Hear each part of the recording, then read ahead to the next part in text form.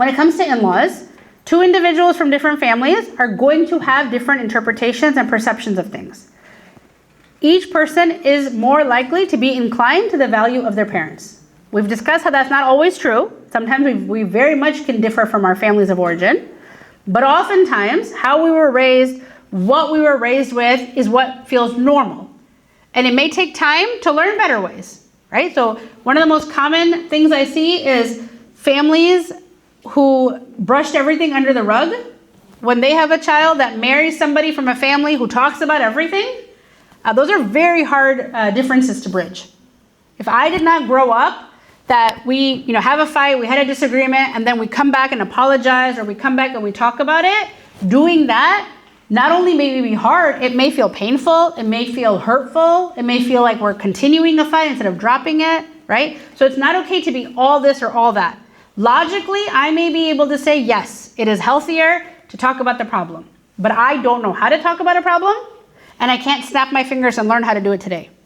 It may be months, it may be years before I learn how to do that. Or my need to discuss it might be very different from your need, right? It's not that we have to be on the same page, we have to be willing to respect the differences. Most often, tensions between mother-in-law and daughter-in-law stereotypically are like assumed, and people sometimes overemphasize that. What do I see more often in my work are relationships with other in-laws as problematic. So father-in-law and daughter-in-law, right? Or son-in-law and mother-in-law. Or like the spouse not getting along with the other person's siblings. It doesn't necessarily have to be the stereotypical thing, but relationships with in-laws are very important and need to be balanced. Especially in the Muslim community, I just said this before too. You marry the person, you also marry their family. The relationship with them is going to be different. We don't have a fard to our in-laws like we do to our own parents, but the respect you show your spouse's family, the respect and kindness and compassion and friendliness that you show them is a reflection of your relationship with your spouse. Best case scenario, sometimes, mashallah, people have their own friendships with their in-laws unrelated to their spouse. Over years, sometimes you develop a relationship with your mother-in-law or father-in-law or your spouse's siblings. And sometimes people say like, my spouse isn't even close to this cousin, but she and I became really good friends, or his cousin's wife and I have become really close. Like that can happen naturally, mashallah. And that's great. Worst case scenario, you have a very respectful and polite relationship with them. That's still a good place to be.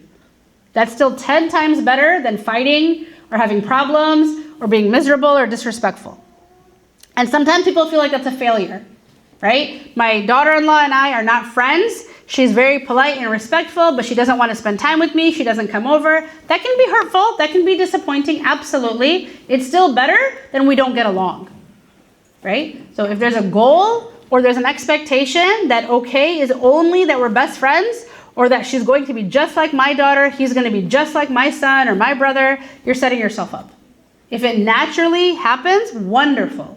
If it doesn't happen, if we don't have anything in common, and we're still always respectful, that's a good place to be. That's not a bad place to be. That's not a failure. Having boundaries between relationships and having boundaries between yourself and your spouse's family is very hard for most of us. Most Muslims did not come from families or backgrounds where boundaries existed. People call us and tell us they're coming over. There's no such thing as telling them, sorry, this is not a good time, right? People expect that, hey, we're coming and we're bringing this many people and you need to cook XYZ, and it was done. My mom never said no to her mother-in-law. How could I do that, right? There was an expectation that my dad was going to pay for things for my mom's siblings. How can I say no to that? If it worked for them or didn't work for them, that's not on you. If it works for you and you're okay with it, wonderful. If it's not working for you, if it's making you frustrated, if it's making you want to avoid your in-laws, if it's making you argue with your spouse, that's not working, right? Your family does not need to know everything about your relationship. And people, mashallah, understand this when it comes to intimate information, but sometimes people are private about things that you may not be private about. Like, so for example, like your husband may not be comfortable with your family knowing that he got a promotion at work. You might feel like, why wouldn't you? But maybe he's not ready for people to know that. Maybe he's still feeling insecure about it. I don't know. But nobody needs to know everything. The idea that if I don't share, I'm keeping secrets, isn't healthy. Between husband and wife, whatever is being shared outside of the home, the husband and wife both need to be okay with it. So share good things with your spouse, but even that needs to be things that they're comfortable that you're sharing. Some people are not comfortable with their in-laws knowing that they're not well. Like that, sometimes people don't want, your spouse's parents to know that you're sick, you have the flu, or you have a stomach bug. Like some things are, I don't know, people feel differently about different things. So the fact that I wouldn't care, I don't mind if your mom knows I have food poisoning and I've had diarrhea for 2 days. That's not a big deal. Okay, that's fine for you. If it's not okay for your spouse, it's not, right? Your marriage is a creation of new norms. How you did things in your parents' home, what their marriage looked like may not look anything like your marriage, and that's okay. Build it together, but both of you need to be mutually consenting and have that willingness to compromise. Parents should adopt a supportive but hands-off approach. If your adult children are asking for your help, that's one thing. You're offering it, even then to some degree, that doesn't mean it's wrong, but them deciding not to take it, them not wanting to take it, them feeling it doesn't apply, is not disrespectful. It's not them, refusing you or rejecting you. And oftentimes couples will say, like, my parents want to loan us money and they don't understand why we're downsizing and why we're selling our house. And to them, the easy solution is just to take the money, and that's not okay with everybody. If your spouse is uncomfortable with that, if you're uncomfortable with that, your parents, mashallah, may Allah reward their generosity, maybe that's not an option for you. That's okay. It's okay to respectfully disappoint parents and in-laws. It's not okay to break ties. It is a very major sin to break ties. Your ties are with your blood. If you and a member of your spouse's family have had such bad rapport and have had such damaging fights that you can't be in their presence anymore, that can't extend to your spouse. If I can't be around your sister anymore, it's not okay that you can no longer talk to her or see her either. Right? That might change their relationship, but that's between them. If I'm not okay, if I'm not comfortable, if I don't feel safe being around somebody, then I need to protect my well-being.